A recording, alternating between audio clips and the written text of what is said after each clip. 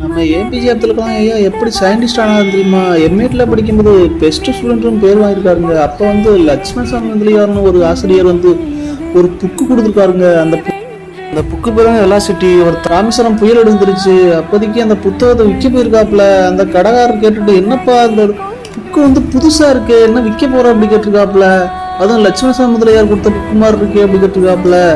அப்போதைக்கு அவர் சொல்லியிருக்காப்புல, இல்லைண்ணா இப்படி ஊருக்கு போகணும் காசு இல்லை அப்படி சொல்லியிருக்காப்புல நம்ம ஐயா.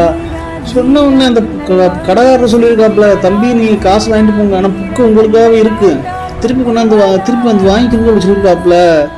மறுபடி போய் அப்பா அம்மா பார்த்துட்டு ஊர்லேருந்து திரும்பி வரும்போது அப்பா அம்மா 70 ரூபா கொடுத்துருக்காங்க கையில். அந்த 70 ரூபாய் கொண்டாந்து புக்கடாட்ட கொடுத்துட்டு மறுபடியும் அந்த புக்கை வாங்கி அதை வச்சு வந்தவர் தாங்க விஞ்ஞானியான்ட்டு ஜனாதிபதியானவர்.